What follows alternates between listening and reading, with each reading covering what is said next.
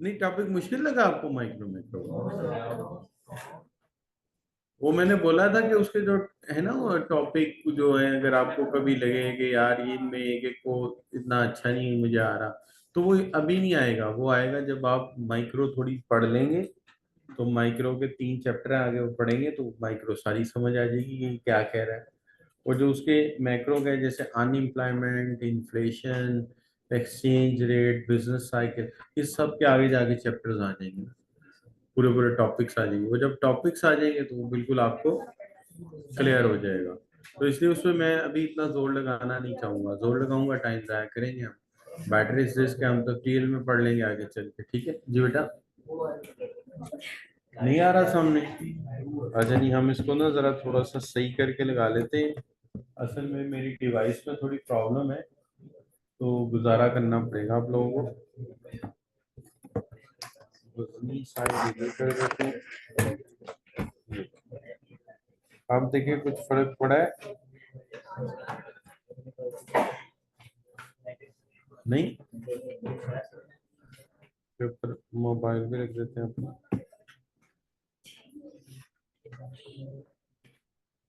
कुछ कुछ नजर आ रहा है?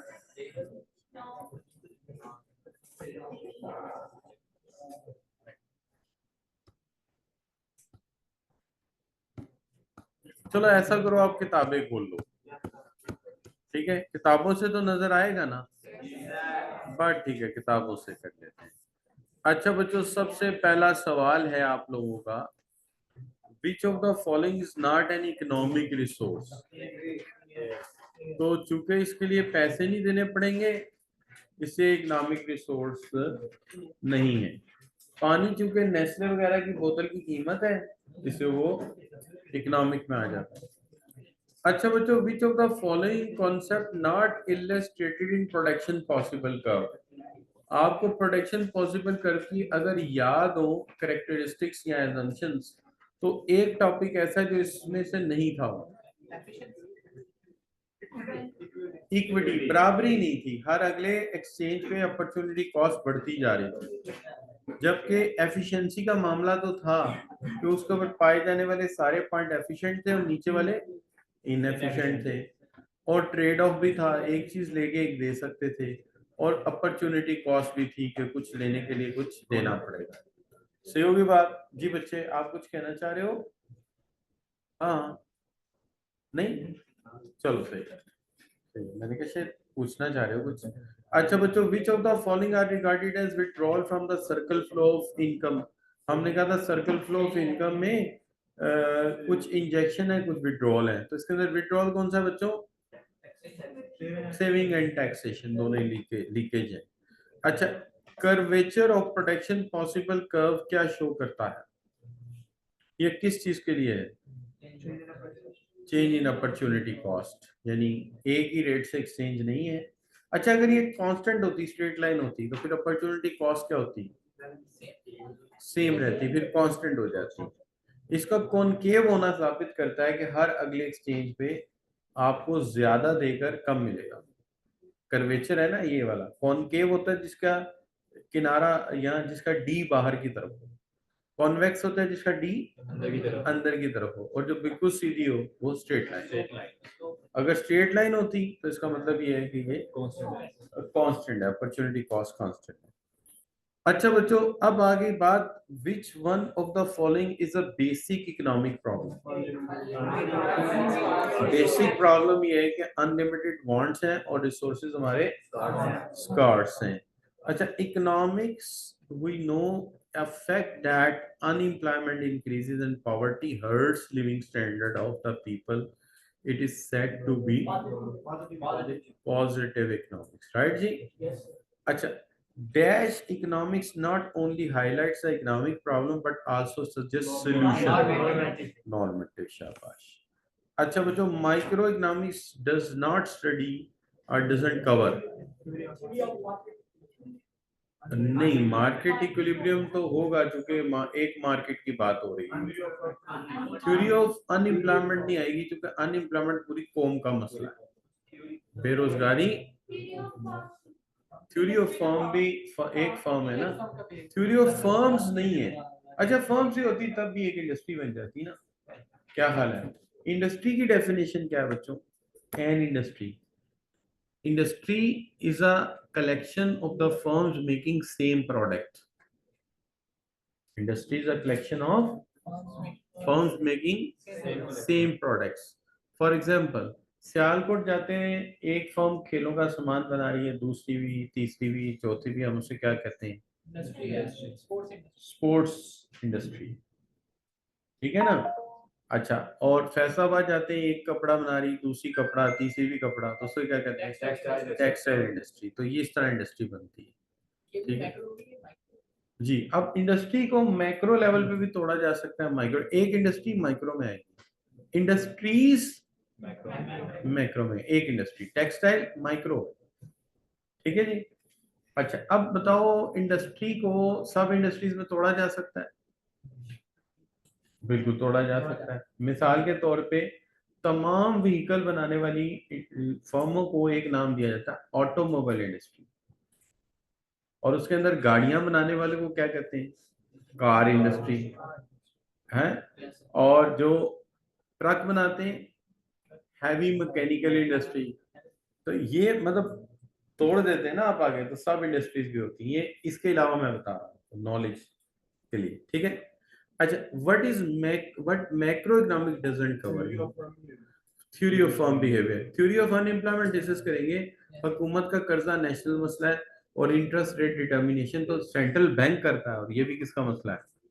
कौम का मसला है, ठीक है बच्चों। अच्छा, विच one is not a participant of economy?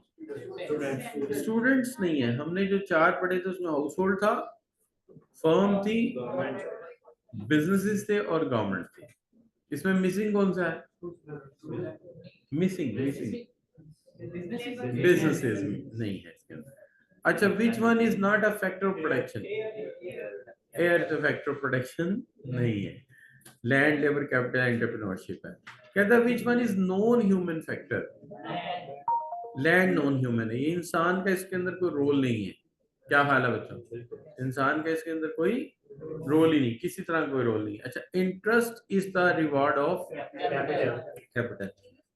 Demand for land is drive demand. ये बड़ी अच्छी तरह समझ लीजिए। किसी भी चीज की डिमांड अगर डायरेक्ट नहीं है, बल्कि वो किसी ऐसी चीज में इस्तेमाल होती है जिसकी डिमांड बढ़ने से उसकी डिमांड चेंज होती है, तो वो ड्राइव डिमांड। रिपीट करते हैं, कोई भी चीज जिसकी डिमांड डायरेक्ट मार्केट में नहीं है, डायरेक्ट मार्केट में नहीं है, बल्कि एक चीज की डिमांड के बढ़ने से उसकी डिमांड बढ़ती है, उसे हम क्या कहेंगे? Derived demand. जैसे इंजीनियर की डिमांड मार्केट में कभी होती है, आप गए हो कभी अकबरी मंडी गए हो या अनारकली गए हो या आप इंपोरियम माल गए हो, तो लिखा हो इंजीनियर्स दस्तयाब हैं? नहीं। गाड़ियों की डिमांड बढ़ेगी तो इंजीनियर की डिमांड क्या है? Drive demand. इंजीनियर लेबरर है, लेबर है, राइट? क्या हाल है? कभी आपने इलेक्ट्रिशियन दस्तयाब है, इतने पैसे का एक इलेक्ट्रिशियन मिलेगा, होगा? नहीं होगा, ऐसे नहीं होगा। लेकिन मुझे लगता है फ्यूचर में ऐसा होगा। फ्यूचर में रोबोट मिला करेंगे, वो रोबोट हमारा काम किया करेंगे। मेरी मशीरा ने अपने घर में एक रोबोट खरीदा है, जो इतना सा गोल सा गट्टू सा है, पहिए लगे हुए हैं, और फिरता रहता है, फर्श साफ कर देता है। फर्श साफ करके क्या करता है, जब सारा काम कर लेता है, उसे ये पता है मैंने किधर जाना है, उसके बाद दरवाजा जिधर खुला उधर से जाके अपने चार्जर पे खुद ही लग जाता है। सुबह को टाइमर लगा हुआ है, बीप कर देता है कि दरवाजे सारे खोल दो, फिर सारे घर की सफाई कर, है ना? तो ये रोबोट ऐसा। अच्छा, डॉग आ गए, ना हड्डी डालो, ना खाना डालो, ना उनकी पोटी का मसला, गंद भी नहीं डालते। लेकिन क्या है, सारा दिन सोए रहेंगे, रात को आप एक्टिवेट कर दो, बिल्कुल चोर को नहीं पता चलेगा कि ये कुत्ता असली है या नकली है, सारे वही काम करेगा। बल्कि उसके दांतों के ऊपर उन्होंने जहर भी लगाया हुआ थोड़ा, ठीक है।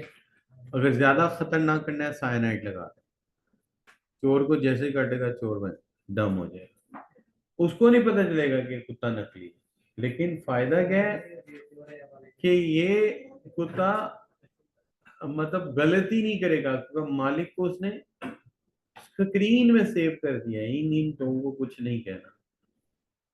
अजनबी बंदा आए तो उसको भौंकना है, हमें बताना है, और अगर हम कहें उश उश तो इसका मतलब उसको काट लेना। अब देखें कितनी अच्छी चीज है। और सबसे बड़ी बात यह है कि इसके ऊपर वो जो है ना मसला जो इस्लामी का वो भी नहीं आता, क्योंकि ये तो रोबोट है। क्या हाल है। अच्छा, इसी तरह रोबोट आ गए हैं जो घरों में काम भी करते हैं, खाना वाना पका सकते हैं। चाइनीज ने एकदम मास प्रोडक्शन शुरू कर दी ना, तो हमारे सीएफई में चौकीदार रोबोट होगा, सलीम साहब की जगह। देखा, मुझे पहले ही पता था, मेरे से वो पहले ही तंग था, वो सलीम साहब से पहले उसने मुझे हटा दिया। पिछली क्लास में भी मैंने ये मिसाल दी थी, तो उन्होंने कहा था कि सर फिर हम सीएफई आएंगे ही नहीं, आपके जैसा एक रोबोट लेके हॉस्टल में ही रख लेंगे, और उसको कहेंगे कि तूने इकोनॉमिक्स पढ़ानी बशर साहब की तरह, वो सारे लेक्चर आपके रिकॉर्ड में डाल देंगे उसके, और हम उसे कहेंगे नहीं बारी बारी आके पढ़ाओगा, जब टाइम हमारी मर्जी होगी, वो बाहर खड़ा रहेगा, जब हमारा मूड होगा हम पढ़ेंगे। और तो शाही साहब के क्वांटिटेटिव के लेक्चर डाल देंगे, ठीक है, राना काशिफ साहब की काउंटिंग डाल देंगे। अच्छा, वो एक ही रोबोट होगा, पूरा सीए करा देगा, सीएफई वेंट द वेंट, ऐसा वेंट के बस। तो एक दिन ऐसी बात हो रही थी, मेरी एक बहुत बड़े फाइनेंशियल एनालिस्ट है कि यार फिर फ्यूचर में होगा क्या। कहता है यार यकीन कर, फ्यूचर में पता है क्या होना है, बिकना क्या है। कहता है सब्जियां बिकेंगी, चाहे ऑनलाइन बिके, लेकिन ये बिकेंगी, फूड बिकेगा, ग्रोसरी बिकेगी, और ऑनलाइन बिकेगी। ड्राइवर की जॉब खत्म, चौकीदार की जॉब खत्म, माइट भी लेटर ऑन एआई इतनी एडवांस हो जाए कि टीचर की जॉब भी खत्म। मैं एक बड़ी मजेदार बात करता हूँ, मैं एक दिन ना एक निगोशिएशन में था, I was working as a director ना, नॉन एग्जीक्यूटिव डायरेक्टर। अब उसमें ऑफर ये थी कि एक बंदे ने कोई सर्विसेज ले रहे थे, वो टेक्नोलॉजी पार्टनर था, उसने उसे कहा सर्विसेज का ना, अगर तुम मेरे से सर्विसेज लोगे ना तो 15% चार्ज करूंगा, ठीक है। तो 15% चार्ज करके आपकी कंपनी की सारी टेक्नोलॉजिकल सर्विसेज मैं दूंगा, लेकिन मुझे ये डर है कि इससे मेरा ब्रांड स्टैब्लिश नहीं होगा, तुम ऐसा करो मुझे पार्टनर बना लो, तो मेरा पार्टनरशिप में मुझे एक डायरेक्टरशिप दे दो, then I will get the share in the profit. अच्छा, वो भी मेरे साथ बात करें, अभी हम सारे है ना अच्छे खासे पढ़े लिखे लोग वहाँ। मेरे यार अगर पार्टनर बनाया ना तो इसे 20-25% देना पड़ेगा, ये बड़ा मुश्किल है। मैंने ऐसी मीटिंग से निकलने से पहले ना चैट जीपीटी पे डाला कि यार इस तरह का एक केस है, तो तू बता क्या करना चाहिए। तो चैट जीपीटी मुझे क्या कहता है, उस तरह उसका प्रॉफिट प्रोटेक्टेड नहीं था, आप उसे चेंज कर सकते थे, इस तरह आपने उसे सिक्योरिटी भी दे दी है, और फ्यूचर स्टेक ऑफ कंपनी और कैपिटल में उसका हिस्सा होगा, लिहाजा उसे 15 नहीं, उसे 8 या 10 दीजिएगा। अब देखें कितनी बड़ी गलती थी। वो मैंने जाते ही वहां पे बात कैसे स्टार्ट की कि सर देखें, उसमें आपको ये दे रहे थे हम, और ये चीज थी, अब हमारे स्टेक में भी आपको हम हिस्सा दे रहे हैं, हम आपको फ्यूचर में आपका प्रोटेक्टेड ब्रांड भी आपको हमारे साथ मर्ज हो जाएगा, ये भी हो जाएगा, अब आप 15 से कितना कम लेंगे। मैंने बात ये सी, सारे मेरा मुंह देख रहे हैं कि यार ये बंदा किस ब्रांड से बोल रहा है, लेकिन एक्चुअली मैं नहीं बोला, मैंने चैट जीपीटी से मशवरा काटा। उसने पूरे केस का ठक ठक ठक करके मुझे आंसर दे दिया, उसने कहा कि ये चीज यूं नहीं यूं हुई। तो दिस इज वेरी इंटरेस्टिंग। ये एआई का हाल है यार, अभी मैं पेड नहीं हूँ जीपीटी पे, मैं उसको फ्री लांसर यूज कर रहा हूँ।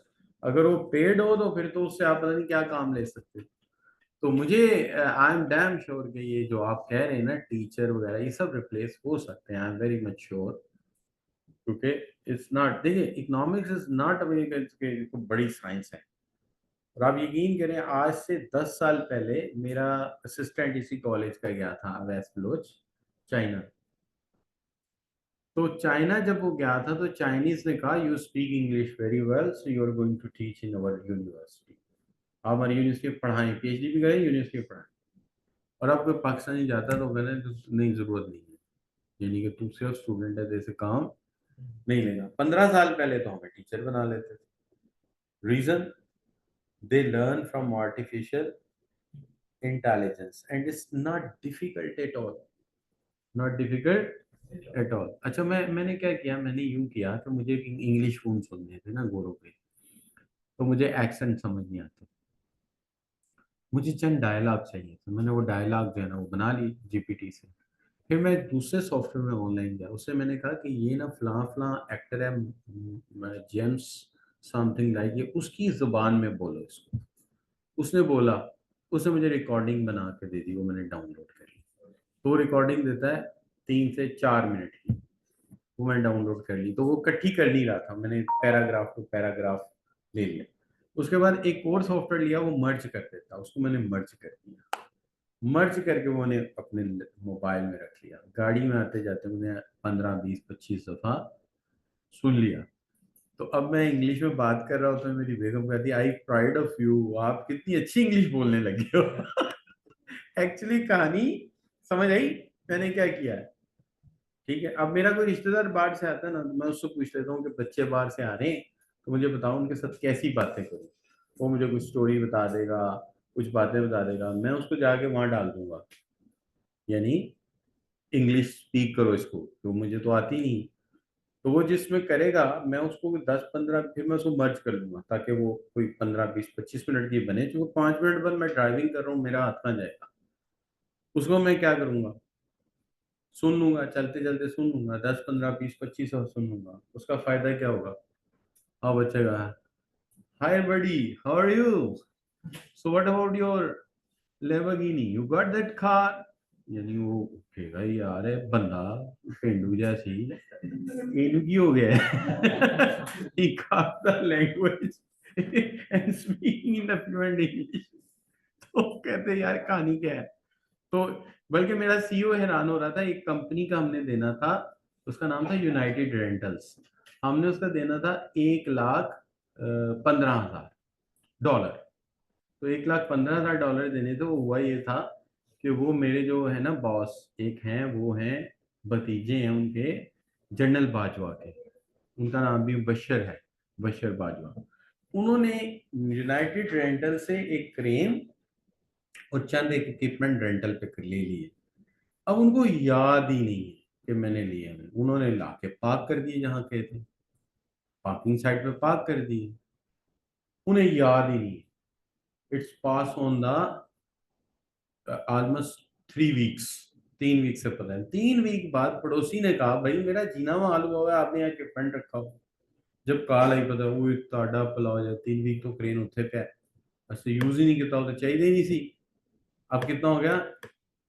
1,15,000। उसी मुझे डेव की कॉल आई।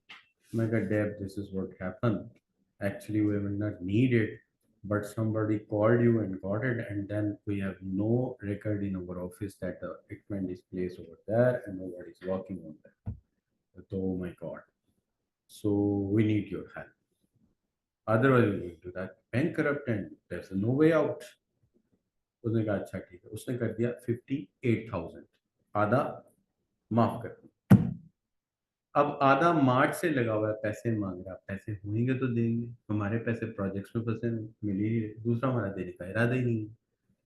तो वो अब वो मुझे कॉल करता रहा, कहता मैं लिटिगेशन चला। मैं कहा चला जा, वहां तुझे और खराबी होगी, गाड़ी से लॉन्ग वे को, बड़ी लंबी ट्रैफिक जाएगी, तू ऐसा कर, तू निगोशिएट कर ले। कहता अब मैं क्या निगोशिएट करूं? मैं कहा तू ऐसा कर, इसको आधा कर दे और आधा करके हमारे साथ किस्तें कर ले। वो कहता ठीक है। मैंने बॉस को कहा, मैंने उसको ये कहा, वो मान गया, कहते चल तू नंबर दे पे डील कर लेते हैं, इनकी किस्त लगा देते हैं। मैं कहा चल तू बैंक में भी जाएगा तो हम बैंक को कहेंगे ये हो गया हमारे पास अब पैसे नहीं है, तो वो भी किस्तें ही लगाएगा, बल्कि वो ज्यादा तेरा 1,000 डॉलर लगाएगा, हम तुझे 3,000 रुपये महीना दे देंगे। कहता ठीक है। तो वो अब इस तरह डील होगा। ये सारी क्यों? बिकॉज वो मैं जो सुनता हूँ उसको कह देता हूँ, वो बनाता है, मैं उसकी रिकॉर्डिंग बना के उसको वहां डाल देता हूँ, वो इंग्लिश आ जाती है, वो उसको मैं सुनता रहता हूँ, सुन सुन के मैं अपना कॉन्सेप्ट ठीक कर लेता हूँ। यही हर बंदे को करना चाहिए। मेहनत तो होती है but you ultimately got back. और एक और चीज याद रखें, चंद एक लैंग्वेजेस हैं, पाकिस्तान का सबसे बड़ा पता है क्या प्रॉब्लम, पाकिस्तान ने सबसे बड़ी गलती जो की है वो ये की है कि एक भी इंटरनेशनल लैंग्वेज को नेशनल लैंग्वेज नहीं बनाया, एक को भी नहीं बनाया। जब पाकिस्तान बना तो अरब कंट्रीज ने इन्हें बहुत कहा कि आप अरेबिक को नेशनल लैंग्वेज बना दो, क्योंकि आपकी अपनी तो कोई लैंग्वेज है नहीं। मुगलों के दौर में आप फारसी बोलते थे, बहादुर शाह जफर के दौर में आकर उर्दू पॉपुलर हो गई, तो तुम्हारे पास अपनी कोई जुबान नहीं है। अब नेचुरली देखें, हमारी अपनी कोई जुबान है ही नहीं। मिसाल के तौर पे सिर्फ उर्दू और पंजाबी पॉपुलर इन पंजाब। आप केपी के जाएं, इतनी उर्दू नहीं बोलते हो, जैसे पठान फिर भी बोलते हैं, बलोची तो बिल्कुल ही नहीं बोलते, और सिंधी तो उर्दू से वैसे ही जान छुड़ाते हैं। तो उन्होंने कहा कि तुम अरबी अपनी जुबान रख लो। अच्छा, अगर हम अरबी रख लेते तो पता है कितना बेनिफिट होता, 35 मुल्कों में हमें बगैर किसी पासपोर्ट के एंट्री मिलती और जॉब भी मिलती। 35 मुल्कों में क्या हाल है? पाकिस्तान ने अच्छा, अब फिर इंग्लिश को रख लेते हैं। अभी गोरा गया ही था, इंग्लिश काफी आती भी थी लोगों को, कायदानों को भी इंग्लिश बड़ी अच्छी आती थी, इंग्लिश भी रख लेते तो भी ठीक है, हमें कम से कम 180 मुल्कों में बगैर आइल्स के जाना पड़ता, यानी हमें टेस्ट ऑफ फॉरेन इंग्लिश तक करना ही ना पड़ता। ठीक है, ये भी ठीक था, लेकिन वो भी नहीं करा। अब उर्दू रख ली। अब उर्दू, बंगाली तो उर्दू जानते ही नहीं थे, उनको तो इसका रस्मुल खत भी नहीं आता, उनका रस्मुल खत भी कुछ वो इंडियन टाइप का देवनागरी। ठीक है, अब उसी वजह से मुल्क टूट गया हमारा। पहला फटा ही ये था, वो कहते उर्दू तो हमारे यहाँ बोलते ही क्यों नहीं, कायदे आज़म ने जाके 1948 में वहां कह दिया नहीं नहीं हम तो उर्दू को रखेंगे नेशनल लैंग्वेज, बेचारे कंप्रोमाइज कर गए इस्लाम के नाम। लेकिन that was the biggest mistake we done. We should go for Arabic, because कुरान हम अरबी में पढ़ते थे, मदरसों से हमने अरबी पढ़ के आनी थी, हमने थोड़ी सी स्कूल में प्रॉब्लम होनी थी, उसके बाद हमें अरबी आ जानी थी और हमारा मसला हल हो जाना था। तो 38 मुल्क, उसके साथ हम सीख लेते हैं अंग्रेजी, तो भैया हमारा यूरोप भी ओपन, हमारा मिडल ईस्ट भी ओपन। क्योंकि देखिए उर्दू भी हमने ऐसी सीखी है ना, मिसाल के तौर पे जब मैं स्कूल गया, मुझे अच्छी तरह याद है, तो स्कूल गया तो हमारी मदर टंग वाज पंजाबी, मुझे उर्दू कोई नहीं आती थी, और टीचर जानबूझ के सवाल मेरे से पूछती थी, क्योंकि मुझे उर्दू आती नहीं थी, वो एंजॉय करती थी। एक तो मैं तोतला था ऊपर से। और अच्छा भाई मुबशर, स्टैंड अप, ये बता ये स्वेटर तूने कौन सा पहना है, यूनिफॉर्म का है ही नहीं। मैडम वो तो के कंध पे पाया था, वो नेरिया ही उठ गया। अब वो तनखा ले आएंगे तो हम नवा लेके पाएंगे। ये उसने इतना हंसना, उसने दोबारा फिर वो कोई ना कोई बात जानबूझ के करनी। तो अब वो, अच्छा जब आगे बढ़े तो क्या हुआ, when I was in class 6 I have started study English. English the first time you study English in class 6। So I doesn't know कि इसके अल्फाबेट के स्पेल वगैरह क्या होते हैं। तो जो पहला शशमाही एग्जाम होता है ना छुट्टियों के फौरन बाद, उसमें मुझे स्पेलिंग याद करने थे हेन के। ठीक है, तो मैंने कैसे याद की, पहले पौड़ी बनावांगा, अगे मच्छी, ओदे अगे सुंडी। मैं इनको सुंडी कहता था, मैंने अपनी स्पेलिंग बनाया था, मैं वहां जाके लिखा था, पास में हो जाता था। लेकिन after some while I came to know that कि ये डिफरेंट अल्फाबेट है, उनकी प्रोनाउंसिएशन भी अलग होती है, लॉन्ग वे डाउन। ये करते करते 8वीं पास ऑन हो गई थी, अभी तक मुझे इंग्लिश की कुछ समझ नहीं आई थी। And then we got another problem. अब प्रॉब्लम क्या थी, problem I think in Punjabi, then I translate into Urdu, then I translate into English. So therefore English का एक जुमला भी बोल दे मैं 5 मिनट पर कहना की है, ਇਹ ਗੱਲ ਕਹਿ ਰਿਹਾ ਉਰਦੂ ਚ ਕਿਵੇਂ ਕਹੇਗਾ, अंग्रेजी किवें कहेगा, ਇੰਨੀ ਦੇਰ ਹੀ ਤਾਂ अगले निकालो, अगली निकल जाती। ये है मेरी सूरत। अब अगर आप एक इंटरनेशनल लैंग्वेज को पकड़ लेते और अंग्रेजी को पकड़ लिया, अब अंग्रेजी को आपने पकड़ लिया, अब आप इसको चेंज करें अपने कल्चर में। भाई नाउजुबिल्ला हदीस थोड़ी थी अंग्रेजी, अगर गोरे की जुबान तोड़ेंगे गोरे को दुख जरूर होगा, उन्हें दे, हम तो रुक जाते हैं कि हो। तो हम क्या करते हैं, ईएस लगा दो, प्लूरल, प्लूरल बन गया, सिंगुलर टू प्लूरल कैसे बन गया, ईएस, फिश फिशिस। ठीक है, ईडी लगा दिया, second form. Run rain run नहीं है, हम कहते हैं रन रन रन। बात करो, बात करो भाई, हमारी इंग्लिश है ना, वही मेक इट इजी। तो हमने सेकंड फॉर्म के लिए क्या करना है कि देखिए लैंग्वेज का मकसद है you have to convey the message. It doesn't concern that कि शेक्सपियर ने जो कहा है वो वैसे ही होना चाहिए, बर्नार्ड शॉ ने जो कहा वैसे ही होना चाहिए, विलियम वुड्सवर्थ ने जो कहा वैसे ही होना चाहिए। It's not essential. Essential is to communicate the message, so you have to make it more simple. And then what say the world, दुनिया क्या कहती, दुनिया कहती they don't speak the English, they speak the Paki, Paki Pakistani English. लेकिन उसका फायदा क्या होता है कि इतने से फर्क से वो आपको इंग्लिश से दूर ना करते, वो कहते हैं आपको आइल्स की जरूरत नहीं, आप जब आएंगे थोड़ी देर हमारे मुआशरे में रहेंगे, आपको पता चल जाएगा कि यार रन को रन नहीं करना, रन को रेन रन बन जाएगा। तो इससे आपके मसाइल हल हो जाते हैं और आपकी जिंदगी आसान हो जाती है। जैसे अब उर्दू को जिस अल्फाज से आप लिखवा रहे हैं अली पे, यकीन करें आप इसको गलत कर रहे हैं। उसकी वजह ये कि अब तमाम बच्चे जब मैसेज कंपोज करते हैं तो वो उर्दू में नहीं करते, वो रोमन अल्फाबेट में करते हैं। यानी इनके पास जो है आपके स्पेलिंग है डबल ए पी, अलिफ मदा पे नहीं है, क्या है ए डबल पी आप। और के स्पेलिंग है ए यू आर।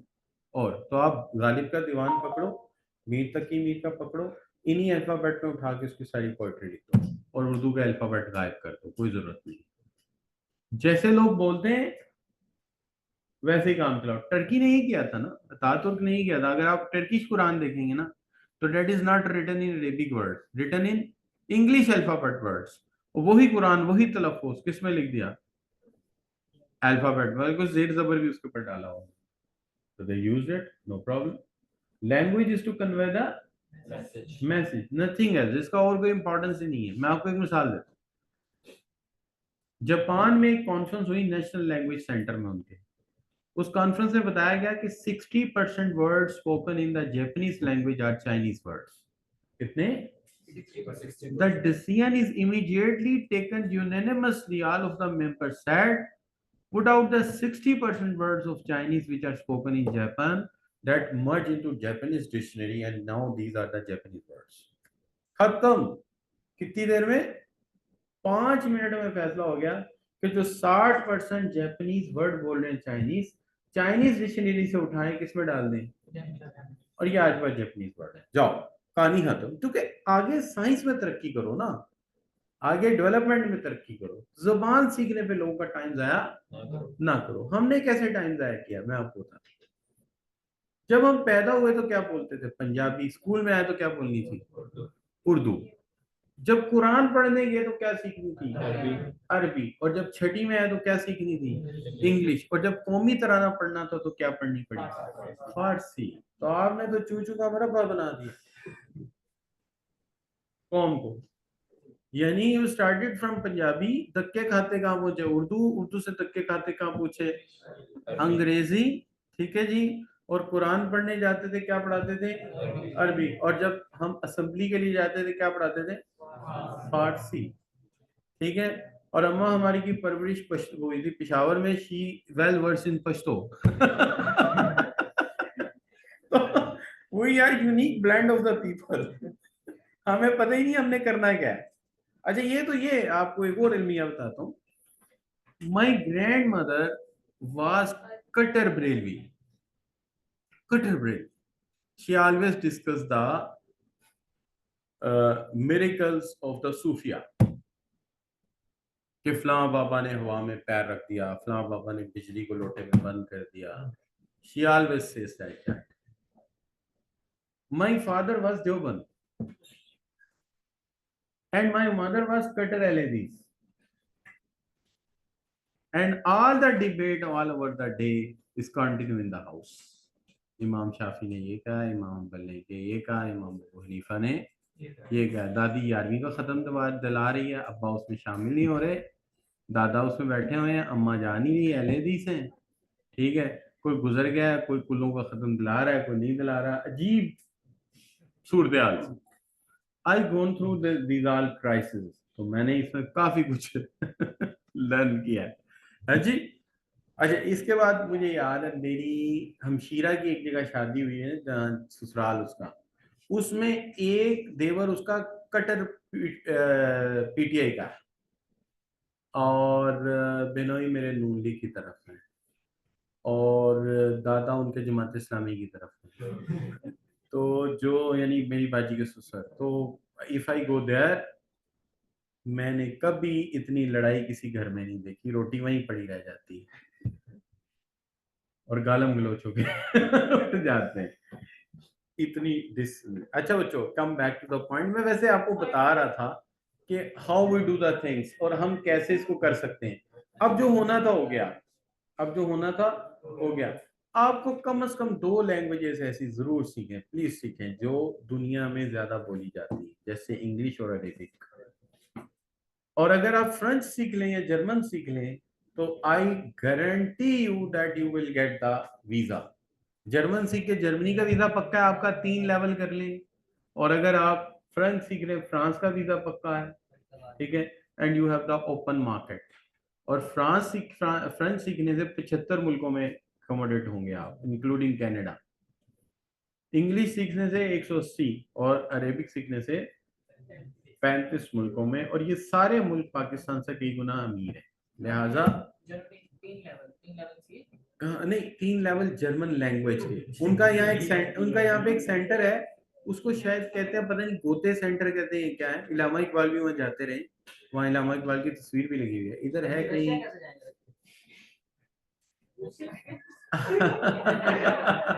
नहीं, रशिया में इतना खास कुछ है नहीं है सिवाय मेडिकल साइंस के। रशिया में कुछ इतना खास है नहीं कि आप जाए। नहीं, रशिया में मोर आर अनएम्प्लॉयड लोग हैं, वो तो आप जाएंगे तो आपके पैसे भी छीन लेंगे आपसे। बेहतर यह है आप जाएं किसी ऐसे मुल्क में जो डेवलप। अच्छा बच्चों, चले छोड़ें, ये हमें फजूल बातें करने लगे। मैं इतनी काम की बातें बता रहा था, जानबूझ के इसने गलत बात की, और मुझे मुझे पता है इसने क्यों की है। इसका इंटरेस्ट आपने देख लिया है कि ये रशिया क्यों जाना जा रहा है। उधर बैठी है इसकी पुफियां, उनको देखने जाना है। अच्छा बच्चों, goods create positive externalities and contribute significantly to the social welfare house of household. ये बच्चों कौन सी, मैरिड वर्ड्स। अच्छा बच्चों, national defence is an example of public good, जो कि वो सबके दिफा है, ठीक है, किसी एक का डिफेंस नहीं, सबका है। अच्छा बच्चों, goods for which demand decreases as income of household, हाँ, इनकम बढ़े और लोग उनको कम खरीदें, ठीक है। अच्छा बच्चों, अच्छा, rational behind a curvature of production possible curve. हाँ देखिए, स्कैर्सिटी ऑफ रिसोर्सेज भी आप कह सकते हैं, लेकिन अगर जो करीबी होता है वो बताना है आपने, और करीबी कौन सा है, ठीक है। अपॉर्चुनिटी कॉस्ट के पीछे वो खुद ही कवर हो गया कि स्कैर्सिटी ऑफ रिसोर्सेज है, तभी तो मसला है। अच्छा, तो बच्चों यहाँ पे ये जो कर्व है, इसके अंदर उसने पूछा ये है कि स्टेटमेंट है ए इज इनएफिशिएंट, सही कह रहा है, B is most efficient, C is unattainable, सारे सही, सारे सही है। देखिए बी उसके ऊपर आ गया ना कर्व के, वो एफिशिएंट हो गया, ए नीचे है, इनएफिशिएंट हो गया, और सी जिसको हम अफोर्ड नहीं कर सकते। अच्छा बच्चों, free price mechanism, competition, self interest refers to capitalism, right, वहां पे ही होता है। अच्छा, कंज्यूमर सॉवरेनिटी, कैपिटल एक्यूमुलेशन, ये किसमें होगा, है कंज्यूमर सेवरन है, जो चाहे पहन सकता है, खरीद सकता है, कैपिटल इकट्ठा किया जा रहा है, वो कैपिटल एक्यूमुलेशन, कैपिटल इकोनॉमी में होगा ना बच्चे। कैपिटलिज्म में कैपिटल एक्यूमुलेशन होता है, कैपिटल एक्यूमुलेशन का मतलब अमीर अमीर तर हो रहा है, पैसा कंसेंट्रेट कर रहा है चंद हाथों में, ठीक है। अच्छा बच्चों, विच one is not D merit of socialism, ठीक है जी, कार्टल्स, वहां मोनोपोलीज नहीं होती। क्या हाल है बच्चों, बाकी तीनों प्रॉब्लम है, वहां ट्रांसपेरेंसी का इशू है, क्योंकि ब्यूरोक्रेसी होती है वो हर बात बताती नहीं है, ब्यूरोक्रेसी होती है ना जो डिसाइड करती है कितने जूते बनेंगे, कितने कपड़े बनेंगे। अच्छा, ब्यूरोक्रेसी का इशू भी है कि ब्यूरोक्रेसी काम स्लो करती है हमेशा, और दूसरा इंसेंटिव लेस है, क्योंकि आप भी सरकारी मुलाजिम है, दूसरा भी है, तो ज्यादा काम क्यों करें, रहना तो सरकारी मुलाजिम ही। अच्छा बच्चों, a leasing agreement whereby bank buys an item for, जी बच्चों एक छोड़ दिया, चलिए अभी कर लेते हैं। Which one is not prohibited in Islamic economic system? Making of money, ये प्रोहिबिटेड नहीं है, पैसा बनाना कोई गुनाह नहीं है, आप अच्छा हलाल तरीके से बनाओ, ठीक है, ठीक है जी। अच्छा जी, अच्छा बच्चों, a leasing agreement whereby bank buys an item, हाँ इजारा, ठीक है, नहीं इजारा होगा आखिर में, वो उसको बेचेगा, lease it back them over N agreed, नहीं ये खाली इजारा है, इजारा वाइक तो में एंड पे सेल भी उसको करेगा, तो सेल का नहीं है इसमें। अच्छा, the central problem of economy is, वही प्रॉब्लम है जो सबके साथ है, कि रिसोर्सेज कम है और अल्टरनेटिव पे असेस करने।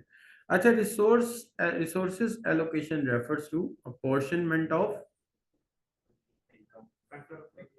जी बच्चों, रिसोर्सेज फैक्टर्स ऑफ प्रोडक्शन, यानी कि रिसोर्स एलोकेशन में मसला ये कि कौन सा काम या कौन सा रिसोर्स किस किस से आएगा। अच्छा बच्चों, अब आगे क्या आ गया, name of book of Lionel Robbins, मुझे लगता नहीं कि ये सवाल इस तरह के पेपर में आएंगे, क्योंकि उन्होंने कहा था कि ईयर्स राइटर नेम हम नहीं देंगे, लेकिन फिर भी याद कर लें, अगर एक्सरसाइज में तो हो सकता है पूछ ले।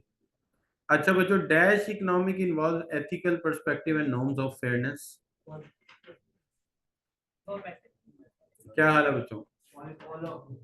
एथिकल परसेप्ट जो है वो बच्चों किस में होता है, नॉर्मेटिव में होता है मेरे ख्याल, है ना जी। The system in which government keeps its hand off economic decision is called, जिसमें गवर्नमेंट कोई फैसला नहीं करती, फ्री मार्केट इकोनॉमी, ठीक है जी। अच्छा, अब बच्चों, a centrally planned economy which seeks to maintain full employment can achieve this because,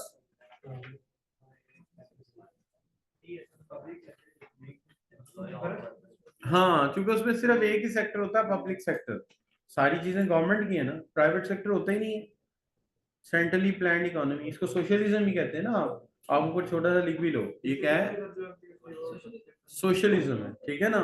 तो सोशलिज्म में क्या होता है, हर बंदे को जॉब देना हुकूमत की जिम्मेदारी, जी बेटा, इससे पिछले वाला ये वाला, a system in which government keeps its hand off, यानी अपने हाथ दूर रखती है, मामले में मुदाखलत ही नहीं करती, तो ये बेसिकली कैपिटलिज्म है। लेकिन जब गवर्नमेंट हाथ ही छोड़ दे हर काम से, तो इसको क्या कहेंगे, फ्री मार्केट इकोनॉमी, सारे फैसले डिमांड एंड सप्लाई फोर्सेस ने कर ले, ठीक है।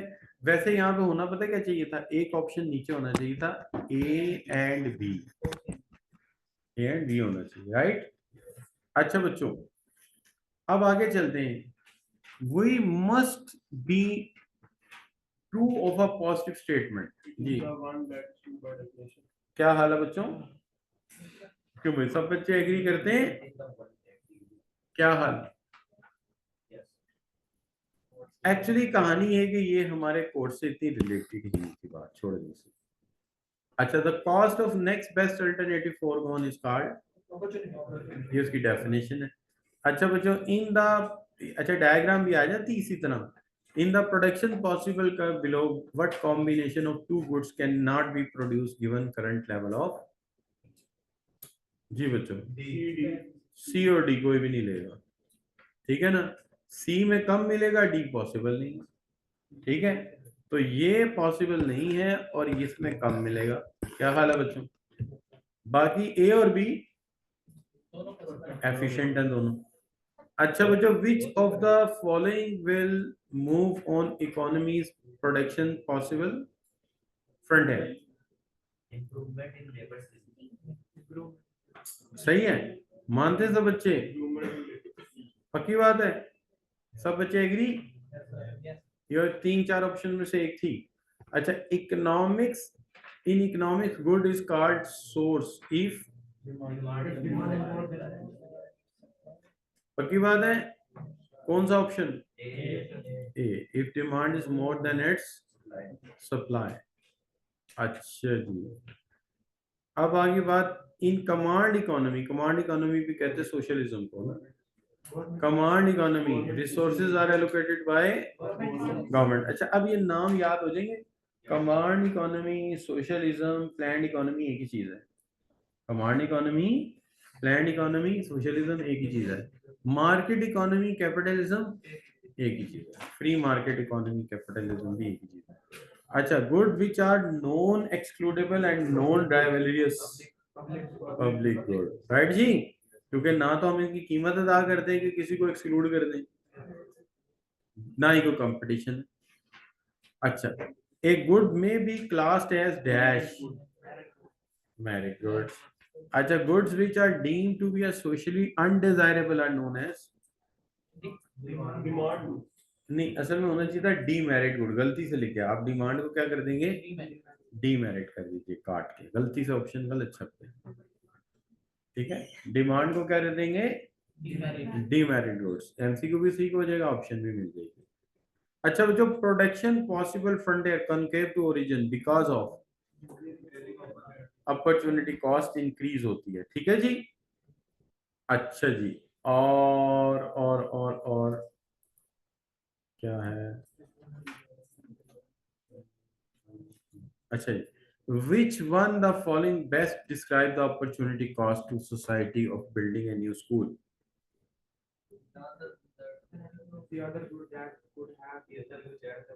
जो पैसे उस पे लगने हैं, उसके बदले जो माशरे को चीजें मिल सकती थी वो नहीं मिलेंगी, नहीं मिलेंगी, वो पैसे उस पे लग जाएंगे ना। ठीक है जी। अच्छा, यहाँ पे नीरज रोबी की किताब कौन सी थी, मसला क्या ये फिल इन द ब्लैंक कर लेंगे, क्या हाल है, वहां से देख के बेशक कर लो। ठीक है जी, बंद कर दें इसको। इसका मतलब ये है कि वो इस किताब में से कोई भी लाइन में एमसीक्यू फिट करके नीचे ऑप्शन देगा, ये उसके कहने का मतलब। और ये कहने का उसका मतलब पता है क्या है, कोई और किताब ना पढ़ना सिवाय। देखिए उसने क्यों ये सवाल बना के दिया है कि मैं अपनी किसी भी लाइन में से फिल इन दी ब्लैंक डाल सकता हूं, तो वो वही हल करेगा जो ये किताब पढ़ेगा। जो किसी दूसरे राइटर की किताब पढ़ लेगा, इकोनॉमिक्स पे भले उसको आ जाए, पेपर में इस तरह के सवाल उससे हल नहीं होंगे। लिहाजा इसमें 100 गलतियां हुई तो किताब आपने ये पढ़ी। जी जी,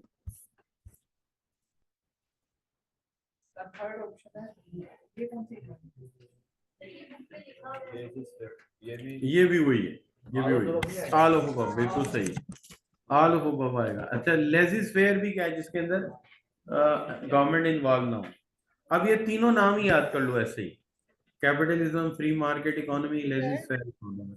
ठीक है, तीनों याद कर लेंगे।